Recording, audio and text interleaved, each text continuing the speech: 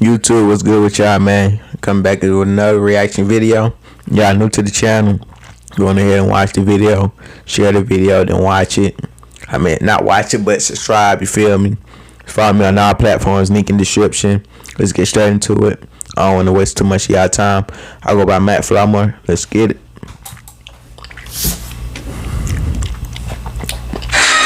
Hold on. L startup. Yeah, let's fix that. Still lagging on me, I see. We're gonna have to work with it. I don't think it's gonna be lagging on us though. I think we're gonna be straight. San Bernardino County, just hours after his mother was arrested during a SWAT raid of their Florida home. Kingston used his name and celebrity status to scam people out of products and services, never paying for them. Back in September 2021, we posted a video called The Shady Side of Sean Kingston. The video was created using our original format. And now that Sean has found you need to say that off. We decided to give this topic a bit of an update. In addition to rediscussing the alleged scams Sean and his family have been involved with, we have even more information about all the tomfoolery that led to his mama getting her wig snatched. Your bald head mama out here looking crazy. You should be ashamed of yourself. Before we jump into today's video, don't forget to scoop up something to munch on at rrgsnacks.com, our online concession stand that has an assortment of applewood smoked bacon jerky, watermelon licorice, and gummy sour peach rings. Eat it, eat it. You know I'm trying to eat it. On Kingston were primarily raised by their mother, Janice Turner. Around the age of 5 or 6, his family moved to Kingston, Jamaica. Sean told Blues and Soul website that while in Jamaica, he got to nigga look like Ice Cube, the legendary Jamaican producer Jack Ruby, who worked with Bob Marley and Burning Spear. Sean also claimed to be the nephew of an iconic dancehall artist, Buju Banton. About 3 years later, his family returned to the States. According to the Miami New Times, Sean was displaying behavioral issues by constantly fighting and getting tossed out of school. With no other options, his mom sent him to a 5-week boot camp in Orlando. Sean said the experience made him a better person, and the strict schedule provided him with the structure he really needed. But upon his release from boot camp, he continued doing hood rat stuff with his friends. So he was sent back and forth between Miami and Ocho Rios, Jamaica, where he had relatives. Where the family at? Where the teacher at? Music was getting stronger. She purchased him the equipment he needed to make his dreams come true. See, yeah, even though you was a badass, your mama still came through for you. Right before his 15th birthday, his mom was sentenced to 2.5 years in a federal prison for tax evasion and bank fraud. Oh, hello, not the mama. Knock up. His sister was somehow connected to the case and was sentenced to probation. However, after his sister failed to answer her phone while she was under court-ordered monitoring, she was locked up for 4 months. The family that scams together stays together. Okay. While his mom and sister were away, their family lost everything. Sean told Blues and Soul website he went to live with other family members. His behavior got even worse until he decided it was best to live on his own. He was homeless for a while and cut grass and performed other odd jobs in order to make extra cash. He also focused more on making music because he knew that was the only way he could save his family. After getting cheated on by a girl he described as the most beautiful girl in school, he wrote the song Beautiful Girls and began reaching out to various musicians on MySpace. Sean told MTV he messaged Dr. Dre and Swizz Beatz, but they blew him off. Beat it, Ash. He also contacted producer JR Rodham. He copy-pasted the same message to JR 5 times per day until JR finally responded. JR gave them the runaround for a minute, but when Sean moved with his brother out to LA, him like he crazy, contacted JR again and asked if they could meet up. JR finally allowed Sean to audition for him. He signed to JR's Beluga Heights record that they could meet up. JR finally allowed Sean's brother out to LA. Bro probably should have kept the beer, because you got too many damn razor bumps now. Contacted JR again and asked if they could meet up. JR finally allowed Sean to audition for him. He signed to JR's Beluga Heights record label and released his self-titled debut album in 2007. The album was packed with multiple bops, including Beautiful Girls. You're way too beautiful, girl. The song peaked at #1 on several charts and was certified 2 times platinum. I ain't heard of that. As of this video, the music video has more than 1 billion views on YouTube. But straight out of the gate, people were very suspicious of Sean. There were a lot of holes in his life story, and people were a bit put off by his Jamaican accent. Well, go on, it's your boy Sean Kingston.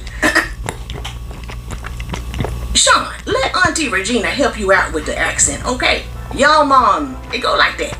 Try it, you try it. Sean was always quick to talk about his grandfather, Jack, and all the advice he had given him. Sean said he'd often sit me down and just be like, yo, this industry is crazy and you gotta keep focused. You gotta keep God first. In a subsequent interview with MTV, Sean said he would go to the studio with his grandfather and they would vibe out together. He also said he had a front row seat to witness how his grandfather created songs for so many musical legends. Come to find out, it was all a lie. Yeah. What in the bumble plot? Jack passed away in 1989, and Sean was born 1 year later in 1990. There's absolutely no way he was in the studio with his grandfather, or even having the conversations he claimed God capping on the paper down. No damn reason is going on here. Y'all know what probably happened though. He probably just imagined times that he would have liked to have with his grandfather. And you know how sometimes when you imagine stuff, reality gets away from you. You know what I'm saying? I'm sure when he was being interviewed, he was like, ah, hell, here I am telling my damn fantasy. This ain't reality. His second album, Tomorrow, was released in 2009 and included features by Wyclef Jean and Good Charlotte. At this point, his mom and sister had been released from behind bars, and Sean was ready to share his newfound wealth with them. According to the Miami New Times, he splurged on a Bentley for his mom and bought her a new house. Perhaps Sean leaped into purchasing lavish items too quickly, because following the release of his second album, things began to unravel. Say it with me, nieces and nephews. Here we go.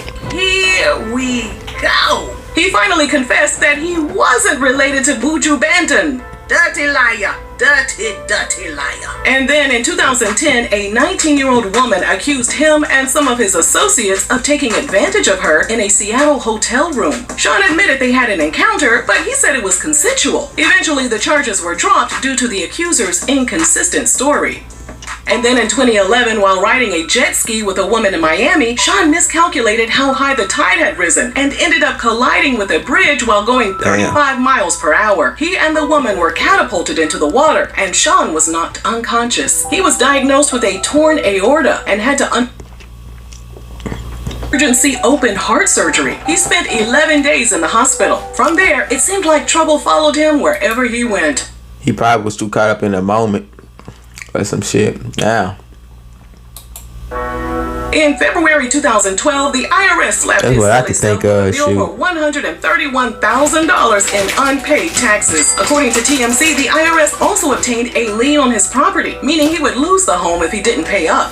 2 months later, in April 2012, after falling behind on his and his sister's Maserati payments, the finance company ordered him to pay $3,500 in back payments plus an additional $29,000 for the remaining balance on his leases. Ooh, you're making my head hurt, Sean. Pay your damn bill. Thankfully for Sean, he was able to pay in time to avoid having the vehicles repossessed.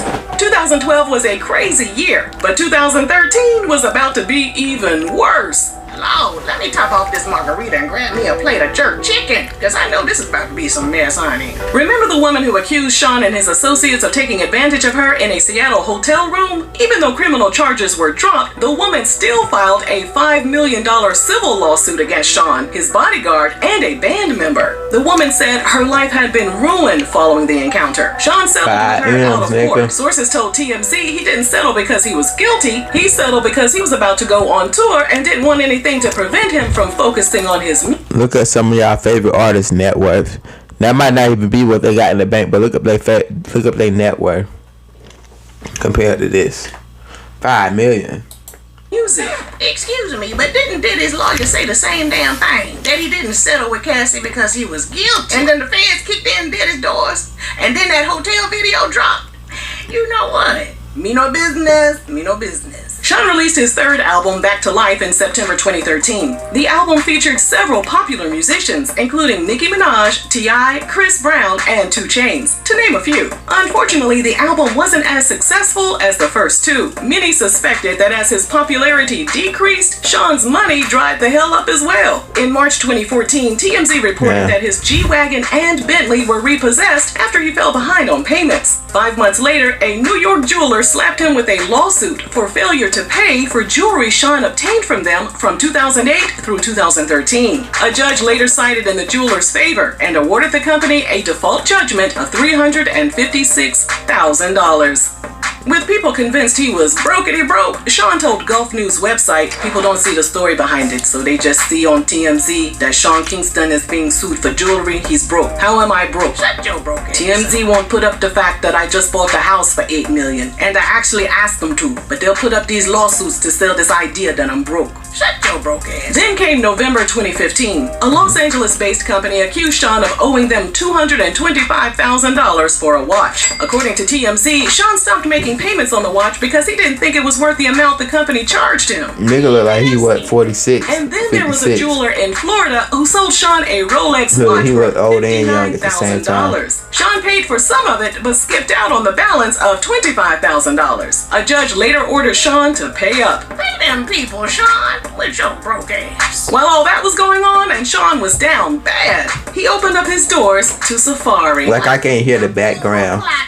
In an Instagram post, Safari expressed his gratitude for Sean taking him in after he went broke in 2016. Safari wrote, "I was living with Sean Kingston for almost 2 years. I am grateful to this man and his family. At one of my lowest times in life, he held me down like no other." Well, that's one link up Auntie Regina didn't have on her bingo card. In July 2016, Sean had his chain snatched at a West Hollywood club. Sources told TMZ the chains were worth an estimated $300,000. Rumors spread that Meek Mill accused some of the game's affiliates of being involved in the chain snatching, which started a big, messy social media beef. But in the end, the case was closed because Sean stopped cooperating with authorities.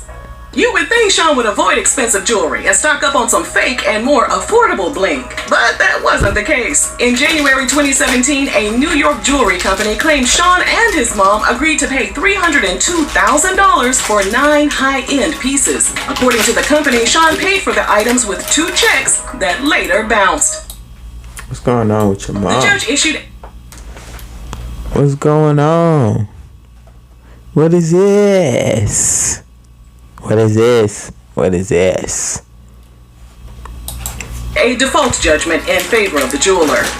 Around this time, people started to notice that Sean was becoming more popular for his legal issues than his music. No one was even surprised when it was reported that he got into it with the Migos in Las Vegas, and one of Sean's associates got locked up for firing a shot in the air during the commotion. Sit your ass down somewhere, wasting them damn bullets. Thankfully, no one was hurt.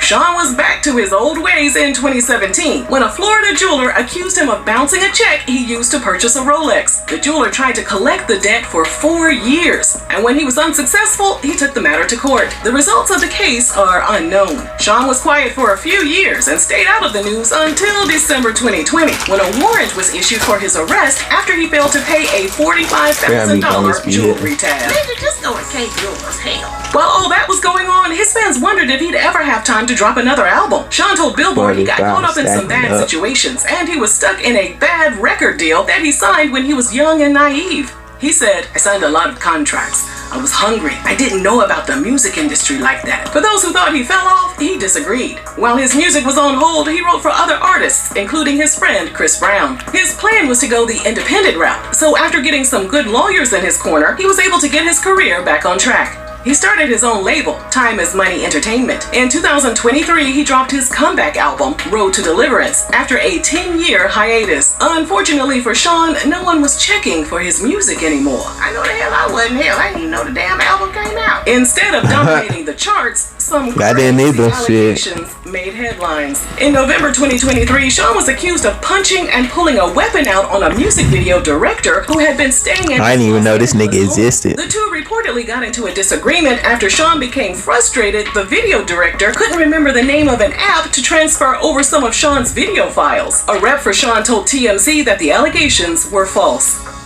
That same month, a lawsuit was wrapping up against Sean and a jeweler who claimed he stiffed them for $1 million worth of watches. Not again. He what? The jeweler who claimed he stiffed them for $1 million worth of watches. Not again. The jeweler claimed he in his OC to Sean's house in LA to hand deliver. Damn, that's out of control, fam. Scamming people outside the country. Everybody at the jeweler M is like the US was like, don't Don't sell to Sean Kingston.